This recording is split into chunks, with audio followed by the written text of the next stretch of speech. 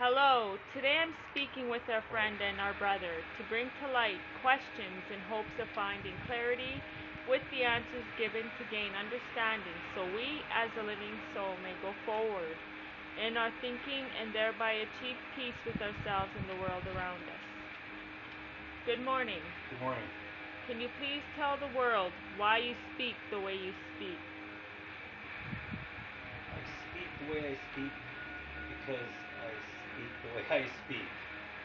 If you are offended by the words chosen, then perhaps this interpretation of the message is not for you. Feel free to go and check out other speakers on the gospel to where you're not offended. Now, God, if he were offended by the words that I chose, then fuck him, right? He's not my God. And I'm so glad that he's not my God, because my God is the true motherfucker that rules this planet.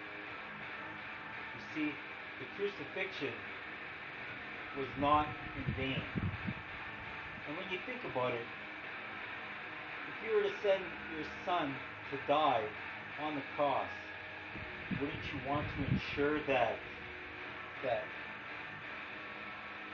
would be the final act, and not to where the belief is that shit, he has to come back and fight for asses again? Fuck that shit. My second question is, who is born again? There's only one motherfucker that's truly born again, and that's Jesus. And by his blood, which covers all, it had caused mankind to be born again. Now this is shit that happened way before you and I were ever born.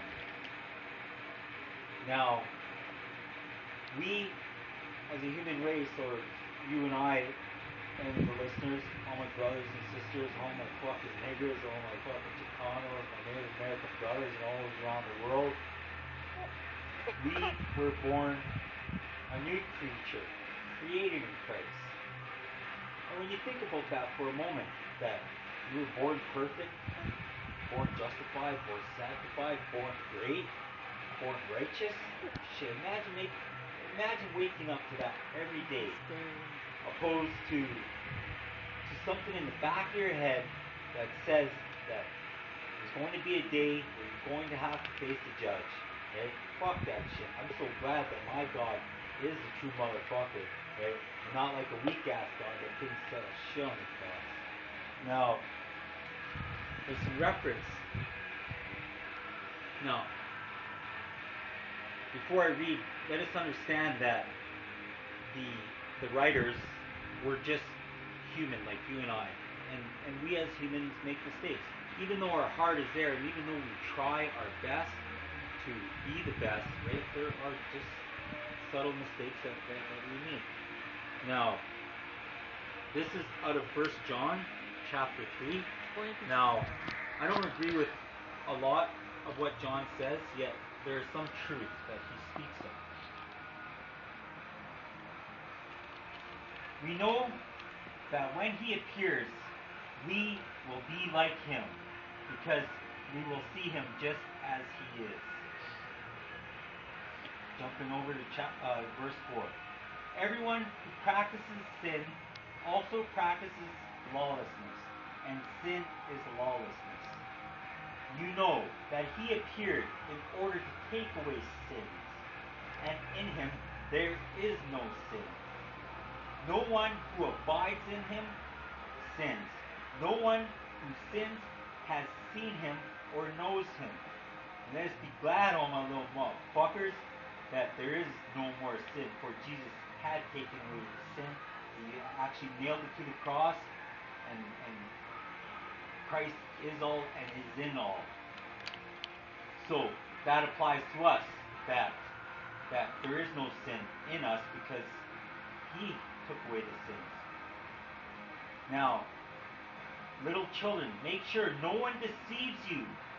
The one who practices righteousness is righteous, just as he is righteous. Good news, good news. The one who practices sin is of the devil, for the devil has sinned from the beginning. The Son of God appeared for this purpose, to destroy the works of the devil. No one who is born of God practices sin, Jesus, because his seed abides in him, and he cannot sin because he is born of God. And that is speaking of Jesus, and glory be that we are Christ-like. Good news, good news. Third question. What evidence can you provide that would prove that there is no hell? I didn't struggle yet. When I was in prison, I fucking loved battling those motherfuckers. All of them. Fucking Skinners, man. Shit. They all fucking turn to Christ, eh? When the fucking hammer comes down and shit. Yet, I didn't really, say, oh, you're a Skinner or you're a murderer, right? Fuck. If I am trying to get my point across, fuck, doesn't matter who it is, man. I fear none. Now, there's a verse in Revelation that I want to enlighten you to. And it's chapter 21.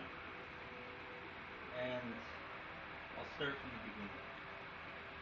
Then I saw a new heaven and a new earth. For the first heaven and the first earth passed away, and there is no longer any sea. And I saw the holy city, New Jerusalem, coming down out of heaven from God, made ready as a bride adorned for her husband. And I heard a loud voice from the throne saying, Behold, the tabernacle of God is among men, and he will dwell among them. And they shall be his people, and God himself will be among them. And he will wipe away every tear from their eyes, and there will be no longer any death, there will be no longer any mourning, or crying, or pain, for the first things have passed away. Now, you dying, going to heaven, right, and knowing that your loved one is in a place that you cannot communicate with them, that they are in eternal torment in that, wouldn't you mourn? Wouldn't you cry? I would mourn. I would cry. Unless you were to fucking have your memory wiped away, right? And have no conscious of the things you've done in life or the people you met. Like, damn, that'd be fucking harsh. But glory be that that's not the case. That everyone goes to that glorious place, right, where we get to enjoy life, right? Because that's what it is for me. It's just about enjoying life, and I do my best, even though I fuck up, even though I crash and burn, right? I just do my best, and I do my best to try to seek professional help. Yet keeping in mind not to mix the gospel with achieving personal success. Any more questions? Yeah, fourth question. Do you want to fuck me? On camera? Come on, baby.